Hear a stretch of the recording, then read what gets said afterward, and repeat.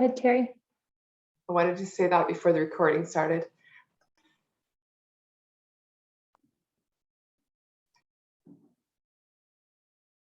Welcome, Brian, Lynn.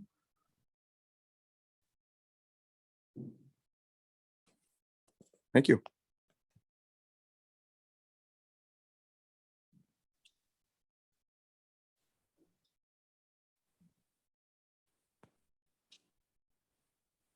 We'll give it another 30 seconds and then we will get started.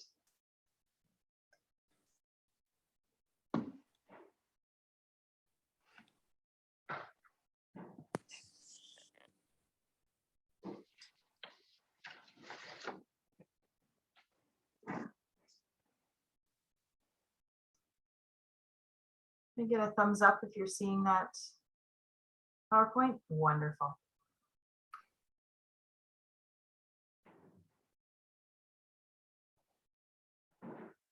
Thanks, Brian. I like that virtual thumbs up. It's funny now that we've been in the virtual world for as long as we have. I signed on to a parents meeting. My son's playing flag football. And so we had this parents meeting virtually the other night, and we signed on, and you could tell who, I guess, maybe is like more of a frontline worker and hasn't spent the last year and a half in the virtual world. And then there were like the other half who have spent pretty much their entire work day on virtual work day. So it was like a super interesting mix of like who was using the tools and functions of Zoom and who didn't know how to load their PowerPoint and who didn't this and that. Like, yes, it's always good to refresh. Absolutely, having that variety of skills and members together. Yeah. Excellent. Well, you know what, we will get started, and as folks join in, we will bring them into the room as well. Thank you very much for joining. And Terry Lynn, you mentioned you might have to hop off, and that's okay. We're all in the adult space of having 14 different things going on at one time. So thank you very much for making the time to join us for as much as we can this evening. My name is Megan Foster. I'm a cisgender female. My pronouns are she and her. And I'm joining you today from Brandon, Manitoba, Treaty 2 territory. And we've got Kia as our facilitator. And I'll just pass it over to Kia if you could introduce yourself quickly, and then I'll go into an overview of what we can expect for the session. Yes, thanks so much. Yeah, my name is Kia, and I am joining you from Treaty 4 territory in Regina. So and the homeland of the Métis as well. So it's a very surprisingly warm place to be right now, which I think, we're on borrowed time a little bit that way. And my pronouns as well are she and her, and I'm just really excited to be with each of you this evening, and hopefully that we can gain a little bit more insight into questions we can ask when we're looking to do some programming. Thanks, Kia. So I will be your producer for the evening. So if you're having any tech issues or you've got any questions that you would like to pose to Kia and you're not comfortable to put them in the chat, or just raise your hand or come off of mute, please feel free to direct message me. I'm happy to help you out with those sorts of things. And that way Kia can focus on presenting the material. So we are, as I flip myself forward here, we are representing tonight Canadian Women in Sport, and we definitely encourage you to check out more about the organization if you're not familiar with us. Website there, womenandsport.ca, and all social media channels as well are at womenandsport.ca for you to follow along. So Canadian Women in Sport has recently, well, not even recently anymore, Megan, it's been a while, formerly known as CAUSE, the Canadian Advancement for the Canadian Advancement for Sport and Physical Activity. And the mission of this organization is to have better sport through gender equity, plain and simple. So tonight, Kia is going to walk through the some of the ways that our system is preventing females and girls from participation in sport, and what you all, with your roles at Ringette Canada and throughout the Ringette organizations, can do to better equip your sports to build quality programming for girls in that sport. This is your overall agenda, so I'm going to now hand it over to Kia. And again, if you've got questions or anything like that, please feel free to pop them in the chat, and I'm happy to help out. Awesome, thanks so much, Megan. And yeah, I echo what she said. So thank you for being here and making time to be with us. And I'm really eager actually to hear from you. So if you are willing to put information in the chat or come off mute, this is the first time that I'll be doing this workshop in an organization which primarily has girls and women as participants. So I think there's a little bit of a different voice to be heard when working with your organization. And so I'm really eager to see what we get to talk about this evening. So we will set the context to start, and then we're going to look at the influential factors that are affecting girls and women's participation in sport and physical activity. And then we're going to take some time to think about what questions we can ask and what we can do specifically when we're designing for girls and women, and the things that we can consider that make a huge difference with what we're putting out there into the world. So we'll just jump right in because there is a lot of information. So we can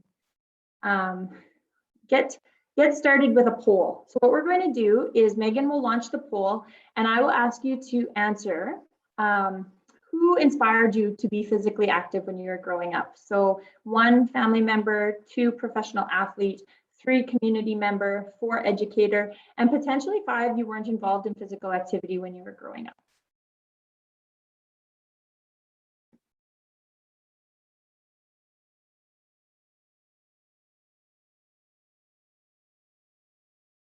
Awesome, 100% answered.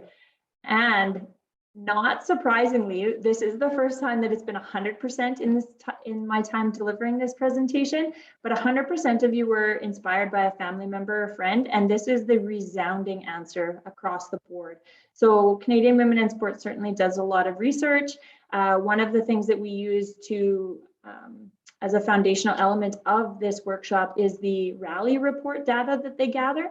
And in there, it certainly confirms or affirms what you are all answering, that family members and friends are that influential individual that is really inspiring you to be active. So maybe keep that in mind as well when you're in your day-to-day lives.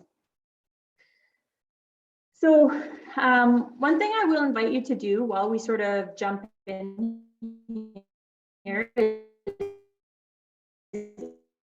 I'm sure Megan, or as Megan and I both kind of invite you to do, is hover over your screen, and there should be 3 little dots on the right-hand side.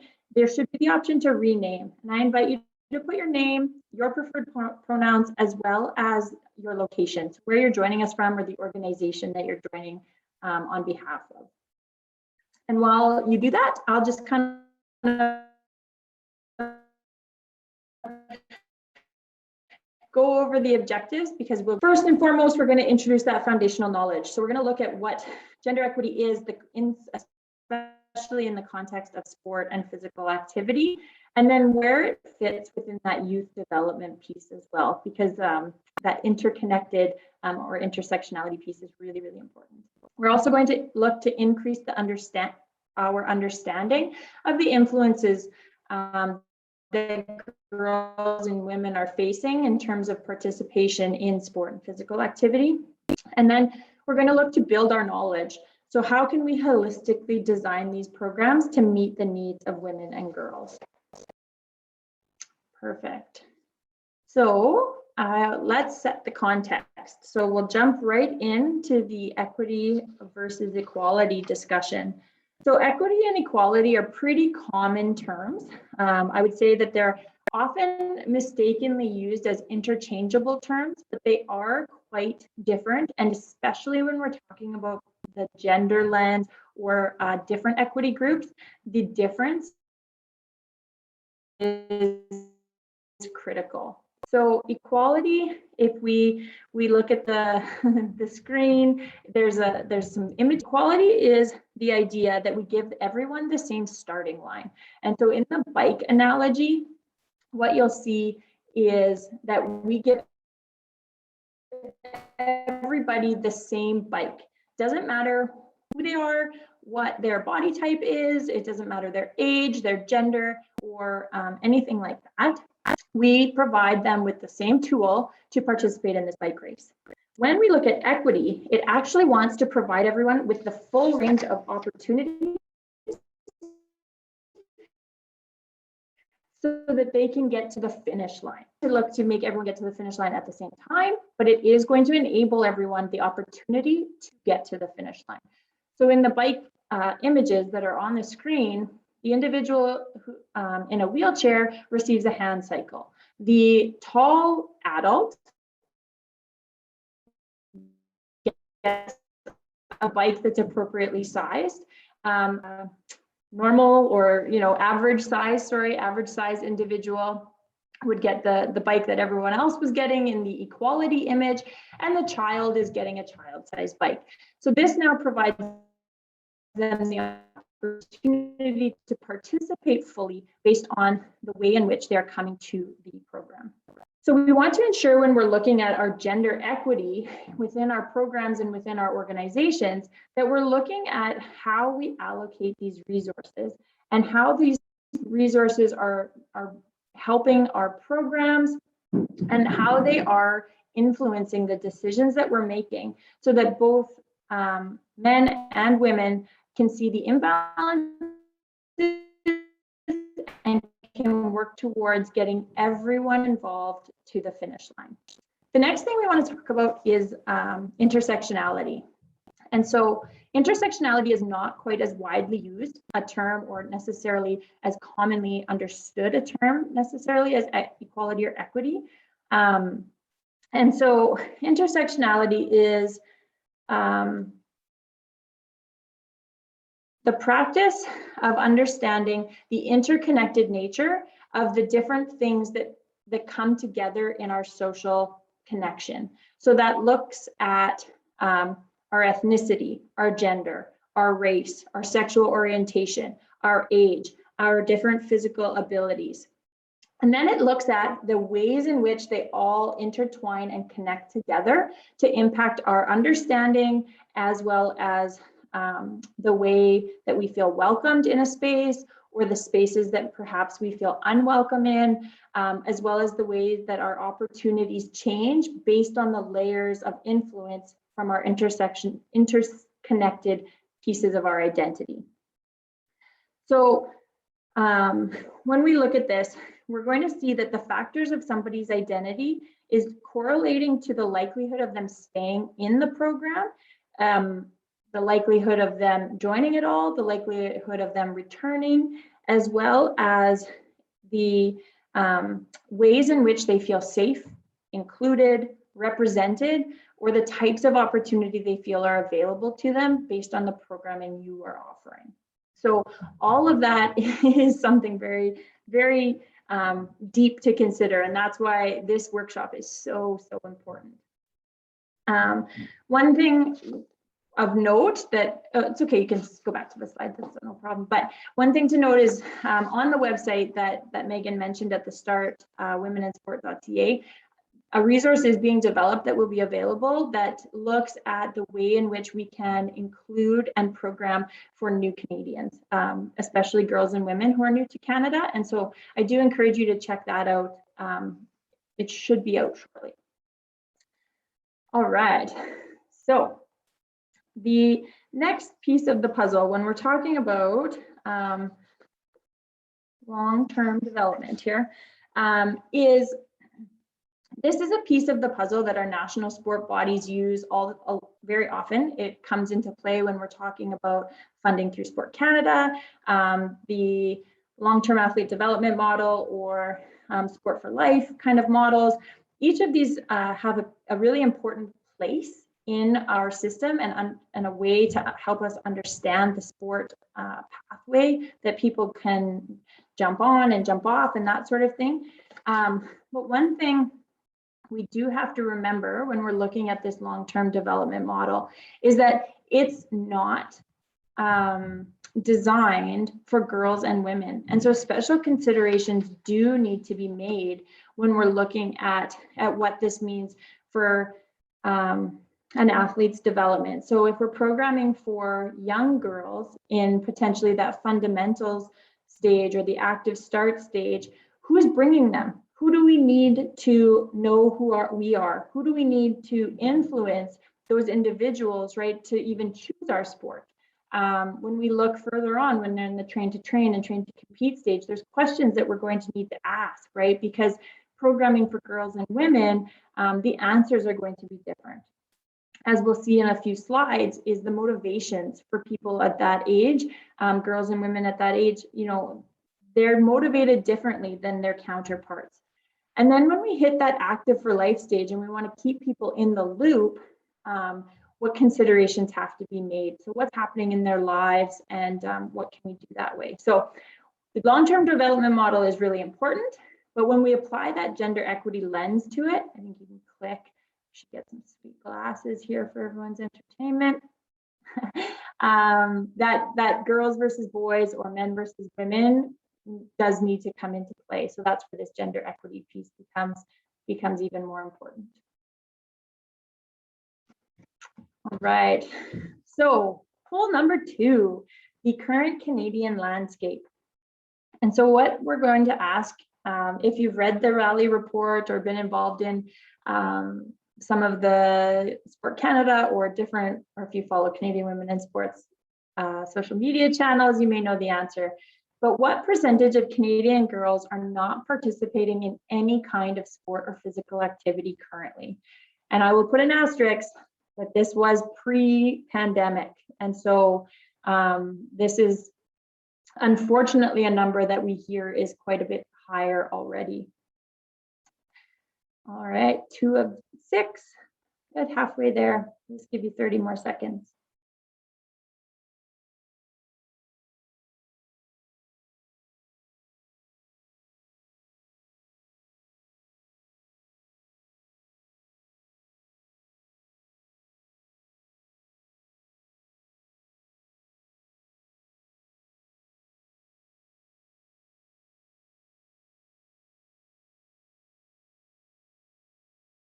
Yeah, option 1, 37%, option 2, 51%, option 3, 62%, and option 4, 71%. Yes, and 100% of respondents knew the answer. It is a disappointing 62% of girls and women are not participating in some kind of sport or physical activity. And this is where those intersecting factors become a resounding noise that we need to pay attention to. So we can head over to the next slide. And what we're going to see is that the Rally report data found that the more likely column on the left versus the less likely column on the right. So we found that when you're under the age of 12 and likely more influenced by your household or a close, individual who is able to influence or provide guidance on your registration, things like that, you're more likely to participate. If you're able-bodied versus living with a disability, that impacts your likelihood to participate. The race and sexual orientation can also play a part here. So the things that we do see that influence is income, so socioeconomic status comes into play. Individuals who grow up with someone who is physically active are more likely to be physically active. And then depending on the sport or activity, where you live, urban versus rural can be a really impacting factor. So coming from Saskatchewan, we have a lot of smaller communities. In many communities, friends of mine would say, well, I played, these 3 sports because those were the 3 sports that were offered, right? The people in the town knew how to coach those things or had participated in those sports. So those were what was offered. Driving 2 hours so that they could participate in something else, down the highway wasn't going to be financially or time wise a possibility for them. So those are also things that we need to consider and put that question, or just remember sort of when we're programming, oh yeah, how does this become affordable? How do people transport to and from these activities? Those sorts of things. All right, and so As I mentioned before, all of this data is coming out of that Rally report that was conducted just prior to the pandemic. And it targeted girls in the age range of 6 to 18. So the next question I have for you is, what percentage of girls report that the quality of programming was the barrier to their participation? So option 1 is 15%, option 2 is 28%, option 3 is 33%, and option 4 is 43%.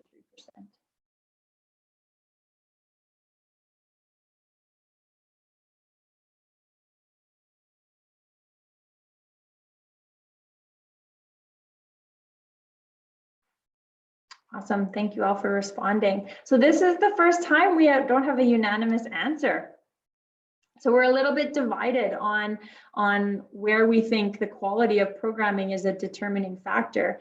And unfortunately, it's actually 43%. So almost half of the girls surveyed mentioned that program quality was a barrier to their participation and continued participation in sport.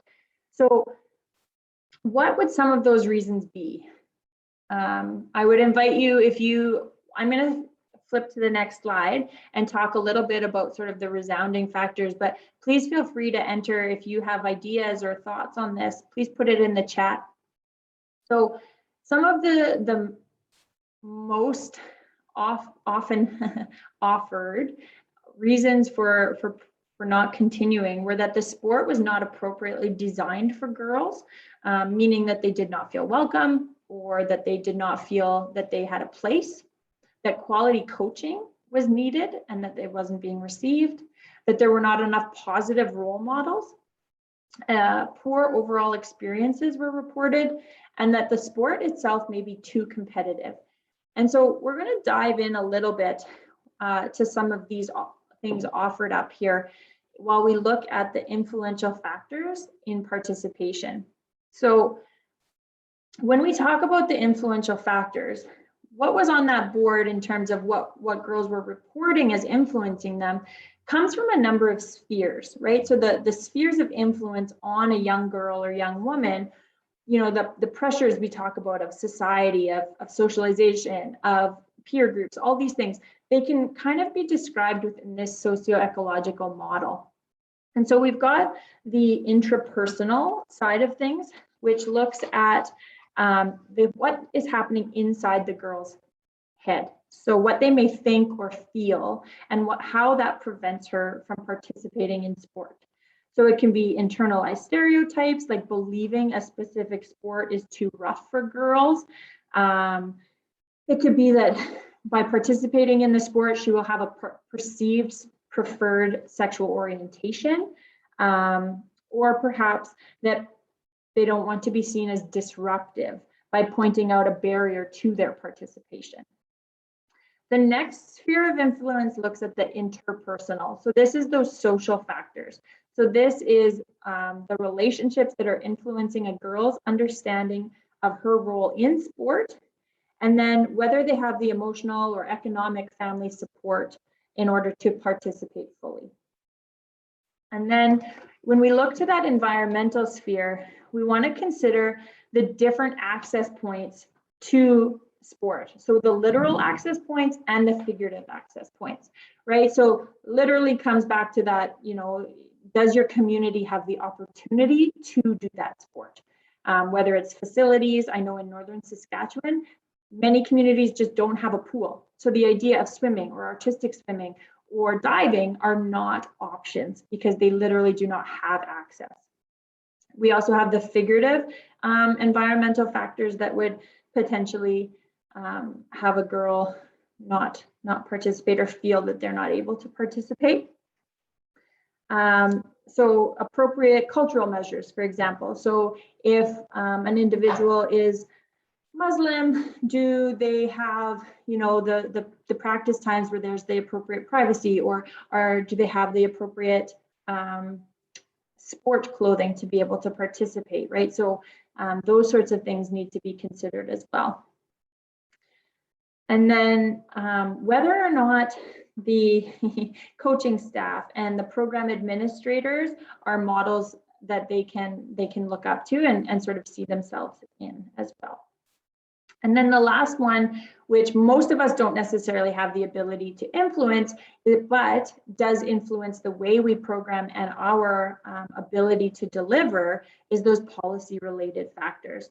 So this considers the external structures that are affecting a community's access to quality sport programming.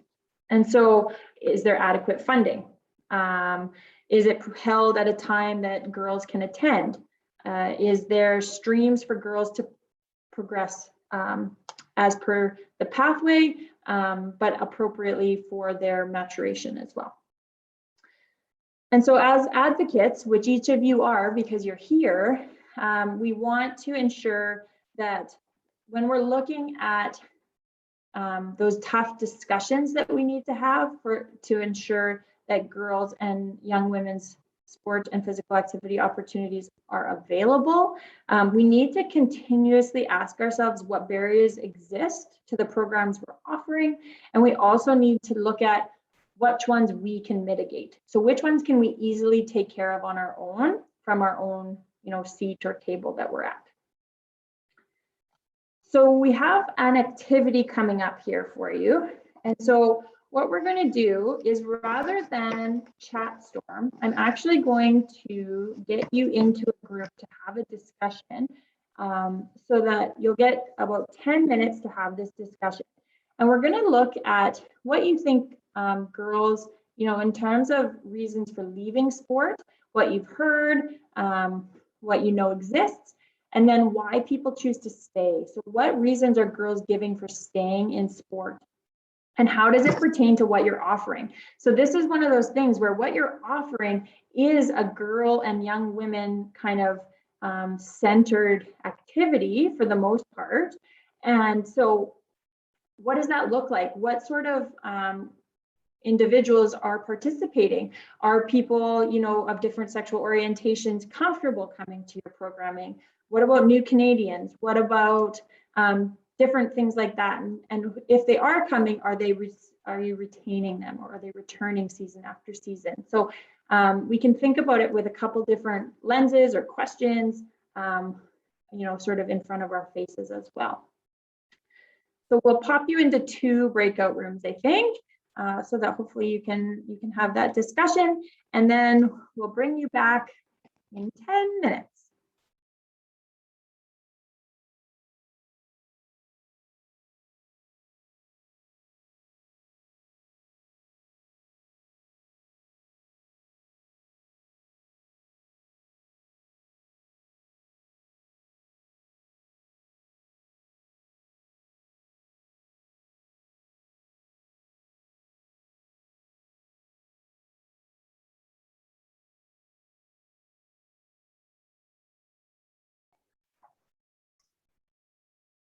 Sorry about that, Kia. I sent you into a room.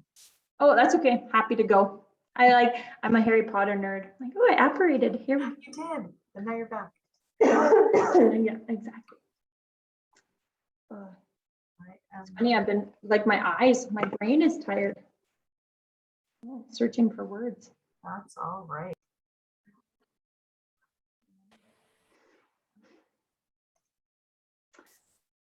Awesome. Welcome back. We lost a couple of you to the Operation Universe, I think, here. Just a sec.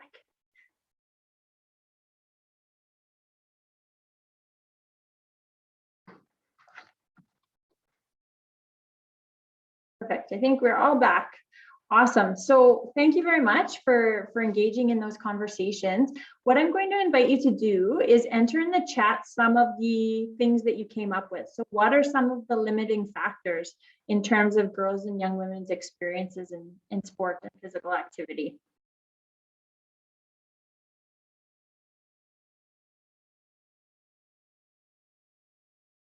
And then if you want to add, if you put in a few of the limiting, please feel free to what's enhancing.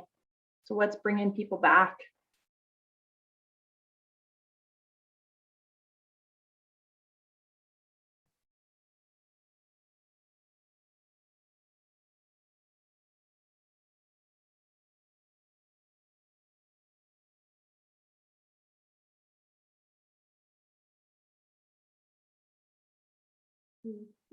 I don't know, maybe. There we go. We've got a few. So enhancers are the social circles. That's so spot on.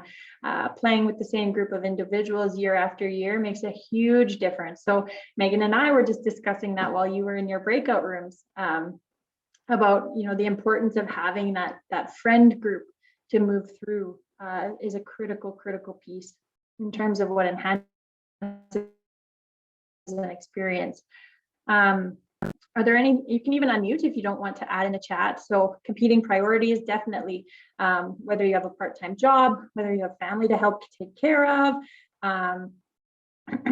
whether your family is supportive of you continuing in sport, critical piece of that puzzle for sure. And then as individuals get older, so as girls get older, they leave because their school and work is a larger priority potentially. And that's where we come back to, how we keep individuals engaged all the way along that pathway, right? And so what that sport for life kind of pathway looks like, and how we maintain our relevance, and what considerations we need to make. Perfect, Tim. I appreciate your honesty. This is why we are here. So engaging in those conversations. So the next thing I'm going to do is we're going to look at the top reasons that girls and young women gave in that rally report for barriers, why they were not participating, what factors were limiting their participation. And then we're going to look at what those enhancers or drivers are. So what we've got is that time commitment piece, which you mentioned. So competing priorities, potentially part-time work, family or childcare, and then we've got financial barriers. So as girls become more mature, they're more aware of their family situations, right? If they know that their family is struggling with finances, or they know that finances should go to another place potentially, they may not even ask to participate, right? They know that the registration fee or the equipment fees are too much. And so that can be a real limiting factor. Injuries are a big one. So not just physical injuries, but mental and emotional as well. And in terms of energetic injury, we look at that as well. So there's a lot of layers. We know that the certain bodies are more apt to certain types of injuries. So being aware of that, and then what types of considerations can be made with that knowledge in mind. And then a lack of enjoyment.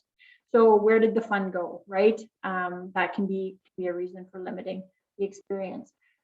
When we look at what's enhancing it, so this is something that was brought up in the chat, right? Those positive group dynamics. So one piece of that puzzle is having your social group, but another piece of that puzzle is the way the group is being led. So, right, what are the expectations of the group from the outset? Has it been laid out that it's going to be a positive atmosphere?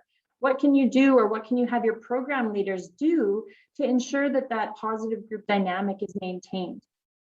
Something we're going to see in a minute is the hierarchy. So what order of operations do girls versus boys want to see things in order to view something as fun?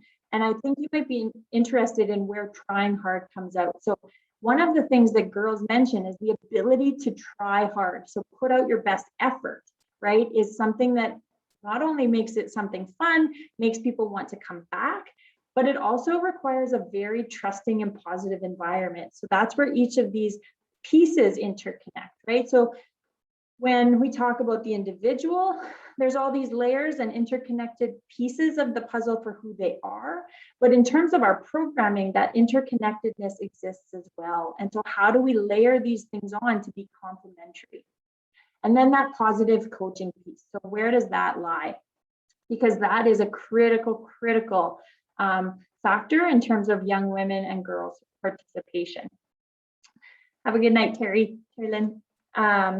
So let's keep on those things in mind. So when we talk about designing for girls and women, we need to keep those limiting factors as well as those enhancers or drivers in our minds. So when we look to program, we're going to think about the supportive environment, okay? So the first thing we're going to do is consult. right? We're not going to do for, we are going to do with. And I didn't come up with that quote. In Saskatchewan, I work for Sask Sport, and one of the bodies that I work with is Special Olympics Saskatchewan, and their executive director is a genius. She's wonderful. But when I did their 4-year review, I wanted to give her this excellent grade in something. She's like, no, like we're not doing excellent. Like we're doing for, we are not doing with. And so that is such a critical piece of the puzzle, right? When we're designing programs and looking to, enhance participation for equity groups, we can't design it for them if we aren't a part of that equity group, right? We do not know and understand everyone's experiences. And so that's where that interconnectivity comes back, right? We each person has a unique experience. And so you need as many voices around that table as possible to help you bring the most holistic or full-bodied opportunity forward. So you bring that consultation together, you create your team, and you need the foundational element is the supportive environment. So what is a supportive environment? Well, it considers the girls' key motivation to participation, and it creates a social and emotionally safe space for the participants and staff. And I think this needs to be just like a critical consideration. So it's the key priority. It is when we talk about building a pyramid, when we talk about, building a house, that foundation that you start on has to be solid. And what better base than a supportive environment that's going to build people up. So the 3 factors when we're talking about that supportive environment is the physical environment. So, there's a lot of things happening right now in the safe sport world. There's a lot of things. Oh yeah, you can keep, sorry. A lot of things happening in terms of the spaces, in terms of logistics, especially with the pandemic, right? There's 100 different protocols and procedures in place to physically keep people safe. But we also need to consider that social environment. So what are our expectations at the outset? How are we ensuring people feel accepted? How are we ensuring that they feel secure enough to try without fear, right? Because we need to be able to, if a foundational element of what we feel is fun is being able to work hard and try hard, well, we also have to feel like we're in a safe enough space that we can make a mistake, right? You have to feel like you are able to go out on that limb and that your team might catch you when that limb breaks until you figure it out. And so ensuring that we're building that supportive environment. And then looking at the physical and mental engagement, and how that intertwines and interconnects with the social and the physical environments as well. So we kind of dove into it a little bit, but this is where building that supportive environment for girls is different than it is for boys. And so what we found with the data that we received through the Rally report is that when we're talking about girls, social acceptance is actually first. And the social acceptance, once it's felt, then people put in the effort. So when a girl feels socially accepted and safe in the environment, then she puts in the effort, which is an enjoyable action for the girls. Often, as we know, especially if you're in the coaching realm or you've participated in sport, putting in the work leads to results. So once we feel we can put in the effort, the results come. And then that is what leads to this positive social sport experience, right? And keeps people coming back and maintains them in that sport pathway. Boys, on the other hand, which is where sport has predominantly gotten its influence and programming base, boys want to put out the effort. And based on the effort, they're likely going to get performance, right? And when they perform at a high level, that's where social acceptance comes in. And when you're socially accepted, you feel the positive sport experience. So all of the elements are there, right? They're all required, whether you're programming for girls or you're programming for boys.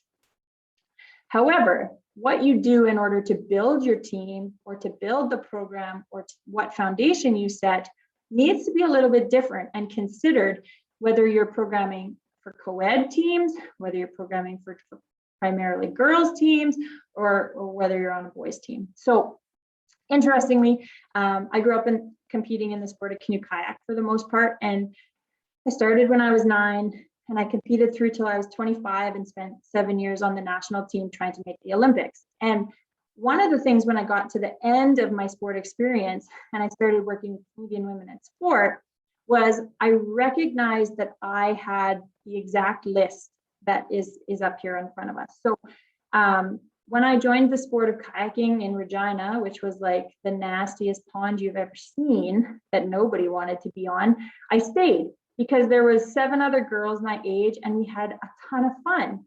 And then because we really liked each other and we had lots of fun, we ended up working really hard and pushing each other to do better was something that motivated each of us. So it was like, oh, when I work hard, I'm actually making the group better. Okay, this is awesome. And then as we did that, we got all these opportunities. So, I won my first medal at nationals when I was 13, which is like, a U15 age category. So it was like, oh, this is pretty exciting. Working hard gets you somewhere. And then all of a sudden it was like, of course I want to go back. This was awesome, right? So there's this funny loop. But looking back, I realized things my coaches did were so influential. So they set a groundwork, right? Respect was foundational to our group. You were allowed to, goof off to some extent, but then we were here, to do our job. So what balance could they strike? Where could they let us run warm up where we could, be ourselves and get others, let others in and let them know, oh, they like this music, or hey, look at her funny dance move, or, all these different things that create that social acceptance so that we felt like it was safe to try hard. And so we learned that we wanted to build each other up, right? So when somebody wasn't winning the piece, it wasn't like, oh, I don't want to help them. Our coaches would team us up. So if someone was good at a skill, we would be brought together. And so that person would become the leader of our little group to help try to bring everyone else's level up. So thinking about ways in which you can maybe do things a little bit differently, provide a little bit of leadership opportunity, provide a little bit of autonomy within the group for them to own it, right? What can they own so that they have that social acceptance, but they also understand that the effort is a critical, or that putting in the effort is welcome, it's safe, and that will encourage them to continue coming back as well. So we can emphasize the values of safe sport. We can prioritize that social connection. Something that maybe wasn't widely used pre-pandemic, but has come about since, is our ability to access strong and powerful female role models.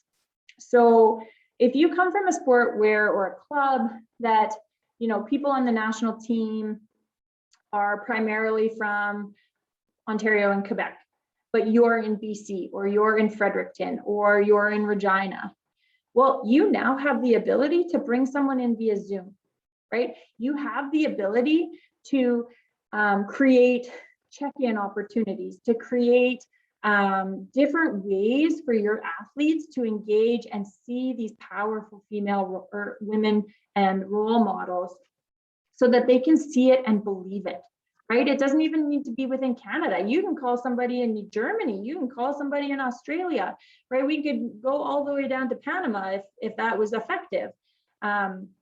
We've opened this whole new world to enable us the ability to interact with these role models. And I think we also, what used to cost thousands upon thousands of dollars to create for our athletes can now be done much more affordably, which is a huge opportunity for clubs and community organizations and the girls and young women. And then empowerment, right? So making sure that we help them understand that they are the biggest influencing factors, right? But give them the skills, help them hone those skills, and then allow them to practice them, right? So that they feel comfortable using them outside of the sporting world as well. All right, so just as much as we can use Zoom, we also need to recognize the role models within our group, right? So there's different leaders. There's people who, aren't the captain, right? They're not the most talented per se, or not that the captain's always the most talented, but the way that the leadership is, right? We used to have someone, Canoe Kayak has a 14-person, it's called a war canoe. And you have 7 people that paddle on the right and 7 people that paddle on the left. And when we were in that, it's like, I don't know, the boat weighs like 700 pounds. It's made of wood. It is the hardest thing I've ever done. Like, I qualified for the 2012 Olympics, and I still to this day would rather do any race than get in that war canoe. Like, I've never tasted blood quite like your lungs burn after that.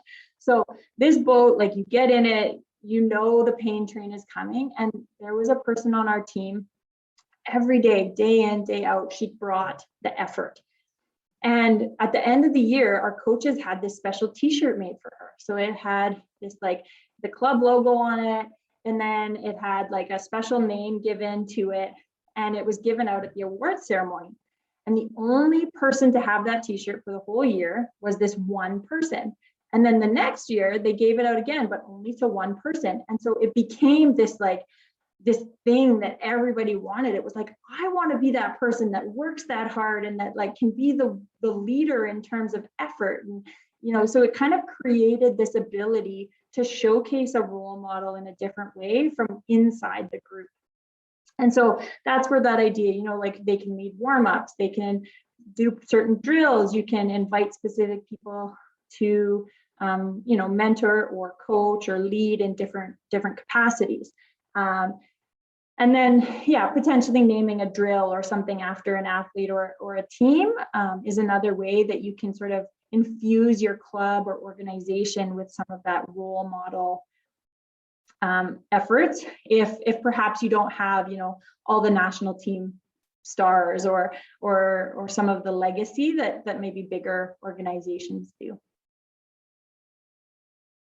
All right, and then you got to keep it fun, right? Everybody knows fun is the answer. So girls define fun a little bit differently than boys, which is probably not a huge surprise. I come to this as a mom of 3 boys. And so I live in a house where I am shocked every day by what is happening. Just, I look around, I'm like, I am on an island. I don't know what is happening here. I haven't done the things that are happening in my house. I can't relate. What they think is fun is different than what I think was fun or thought was fun. So when we're talking about girls in a group dynamic, what they want is positivity. So how do you build that positivity? What do you lay down as groundwork? What do you, foster as the individual leading, whether you be the leader of the organization or the leader of the group? You want to provide that safe, caring environment where they feel safe to try hard, because we have data to show that that is a critical element to whether someone has fun. And then positive coaching. And so when we talk about positive coaching, it doesn't mean that you're not allowed to give feedback, right? We can give feedback sandwiches, we can critique technique, but it's all in the delivery and how we lead our groups, right? And so constructive criticism is allowed, but we do need to ensure that when we're doing it, it's still done in a way that builds the person up, right? So they don't feel defeated or embarrassed per se. Rather, we're given this information. So, learning about the humans you're talking to, right? I am the type of person, when you yell at me, I put up a wall, right? I would not have made it, in football in the 1980s. Like, it wouldn't have worked. So if you yell at me, I was going to just kind of tune you out, and whatever you were telling me wasn't making it through. If you waited till, the end of the piece or the end of the drill, and then you came over and you said, hey, Kia, I noticed this is happening. If you do this, it'll work better. Go give it a try. I was like all game. I was like silly putty, just like, mold me where you need me to go. The way you communicated with me mattered. And so understanding people's communication styles is a critical piece.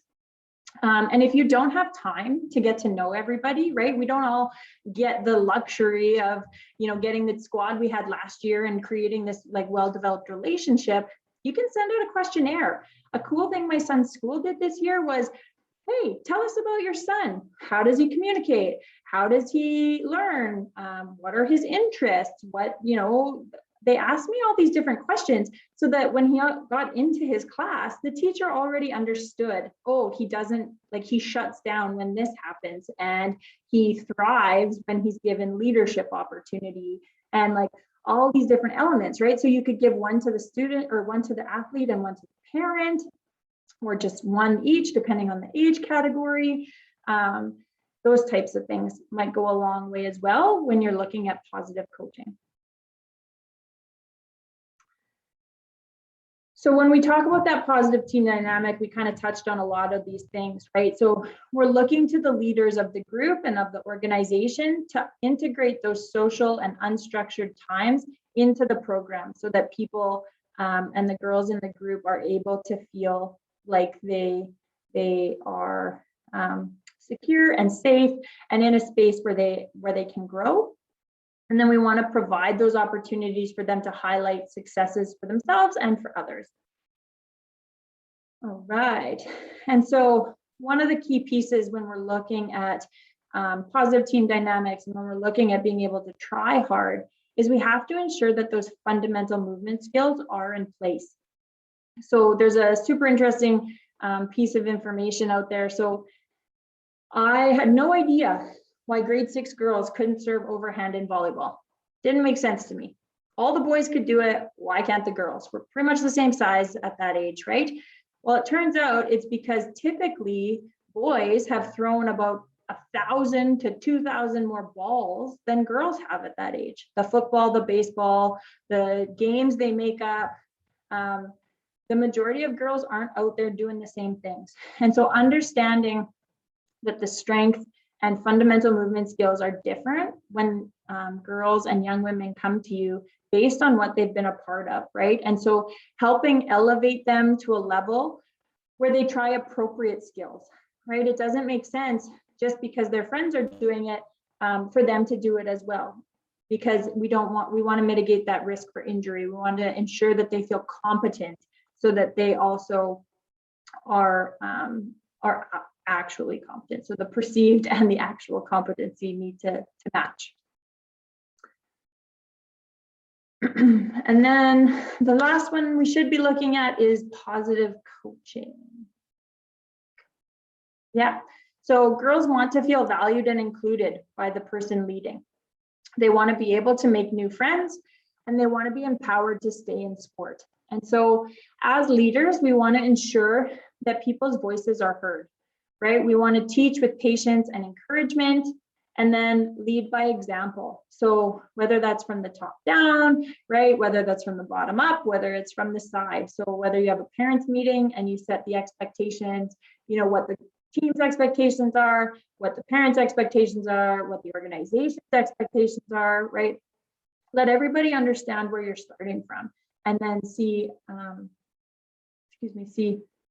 where you can build from that point. Awesome. So this information, I think mechanical injury in terms of girls and young women's bodies, people have often heard about. So, they're often a result of accidents or sudden impact or overuse, potentially poor technical execution. Girls are oddly more susceptible to ACL and knee type injuries, right? Which I'm sure in your sport you are acutely aware of.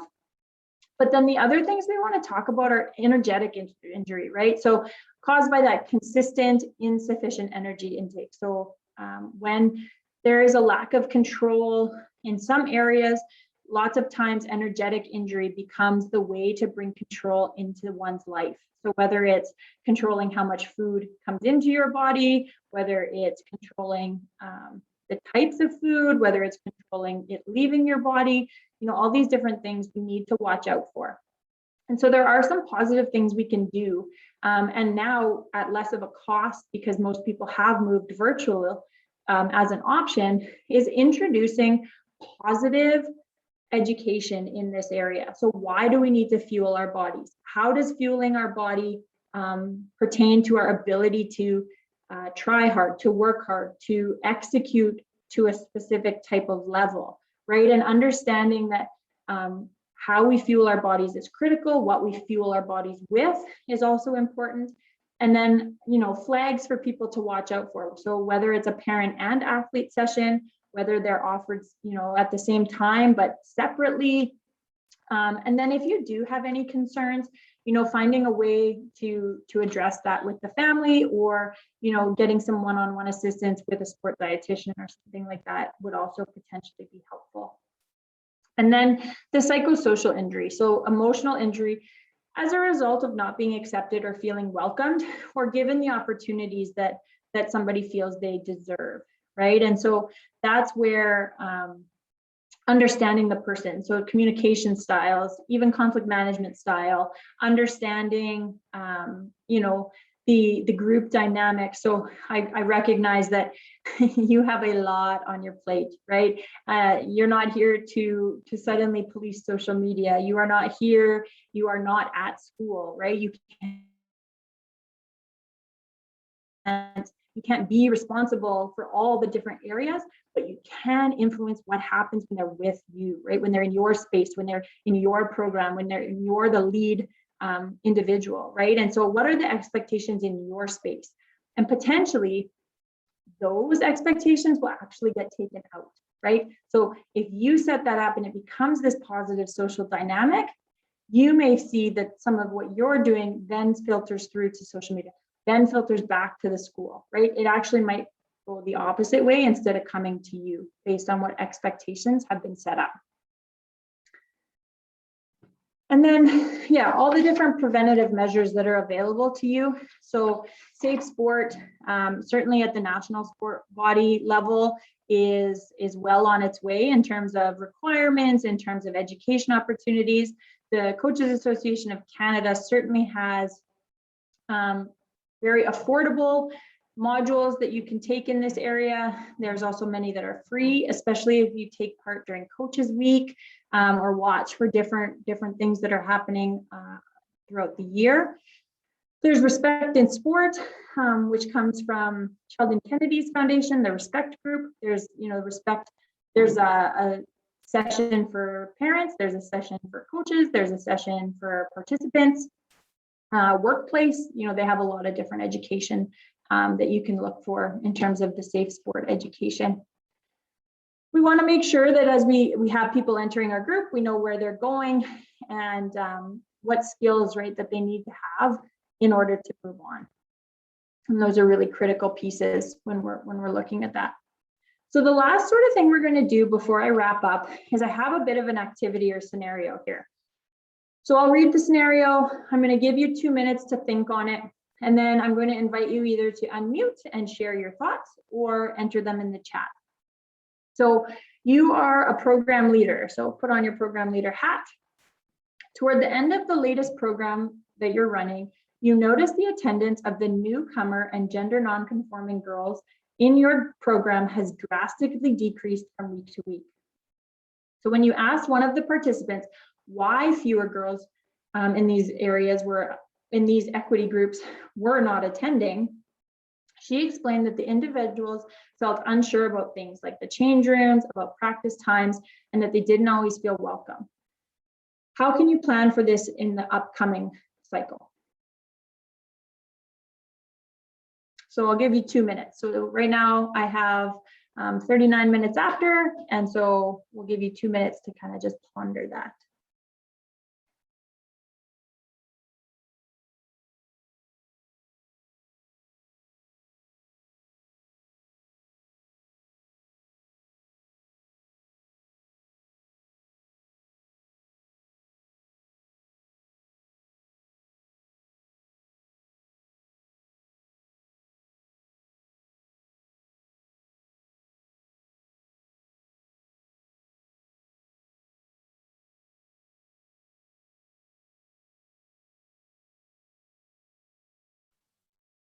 All right, it feels really long. Is there anybody who is open to sharing?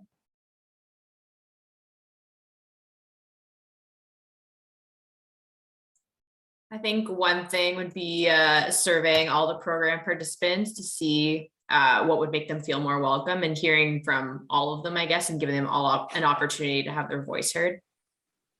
Yeah, awesome. There's great minds think alike in this room. I don't think you're from the same place. So 2 survey options, that's good. Definitely one way to try to reach out to people.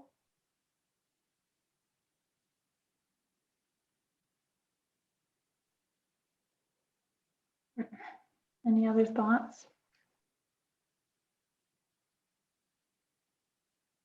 Yeah, thank you for sharing. So one thing I took I was in a Canadian Women in Sport networking session the other day, a couple weeks ago, and the facilitator mentioned what a difference it makes when you open with your preferred pronouns and where you're from. So by doing that, so by just putting it out there, it makes somebody understand that you're aware that not everyone is exactly the same. So by opening with, my name is Kia, I am a cisgender female, or I go by the pronouns she and her, it shows somebody who may not necessarily have the automatic, oh, you look this way, oh, you have these pronouns. It lets them know that this is a safe space. And so that can open the door. The same goes for when we're talking about reconciliation, but also when we're looking at people who may not be from our communities, right? So what can you do to help them understand that while you may not, have everything down and exactly right, you do understand and are open to those conversations.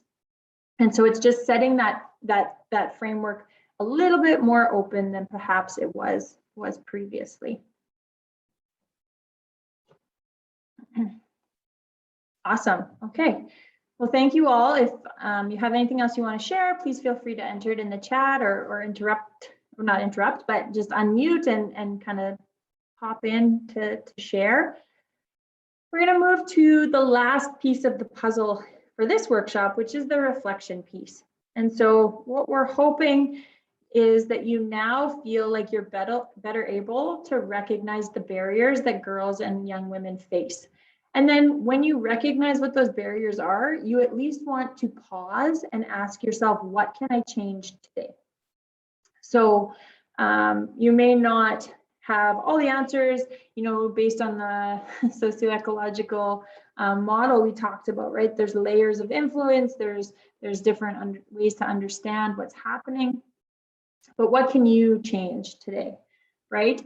And then the other things we want to do is be able to consider the influence of girls and the way that socialization plays in, as well as their intersecting identities and the way in which we learn and develop, and then how that is complemented by the programs we're developing for them. Each of you are advocates because you're here. And based on the way that you participated today, I would say that I believe in your advocacy and your ability to ask questions and demand that the bar be raised, right? So you are hopefully more comfortable advocating for equity for girls in the physical activity and sports sphere. And then I hope that you feel better able, or at least like you can ask more questions so that you can create and promote greater pathways for girls to stay in physical activity for greater time. So currently 1 in 3 girls are leaving sport between the ages of 13 and 18 versus 1 in 10 boys, right? Wouldn't it be great if a couple of years from now we could say 1 in 10 girls between those ages are leaving sport instead of 1 in 3? Awesome.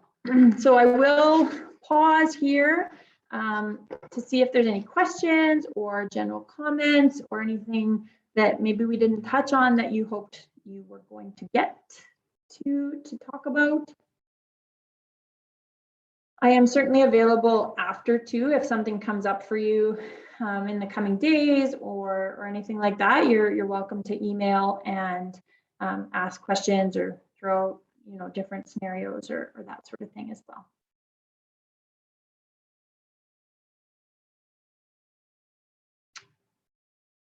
Perfect. Megan, I'll toss it back to you. I thank each of you for your time this evening.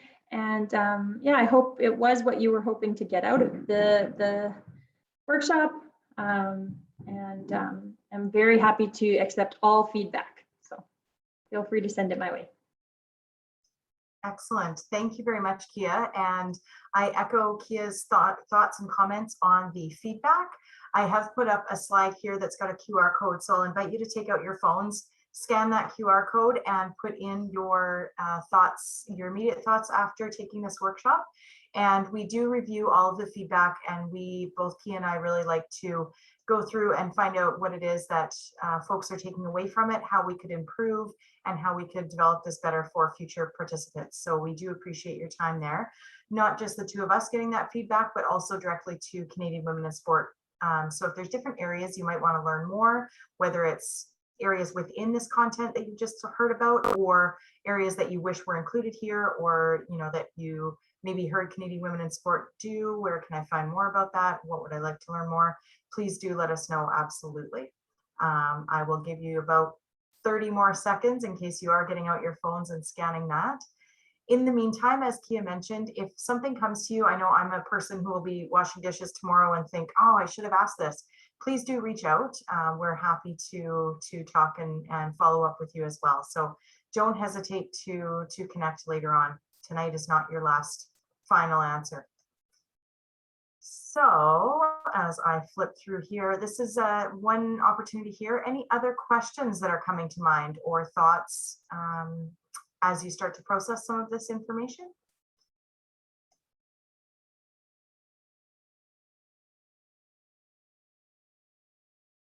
All right, I am hearing crickets, so I will take that as a good sign. And we just want to say thank you very much. Canadian Women in Sport does offer other workshops, so if there's other things that you're interested in, I absolutely encourage you to check out the website, womenandsport.ca or Women in Sport CA on social media handles. So thank you all again. Thanks very much to Ring It Canada for bringing us in, and I wish you all a wonderful evening.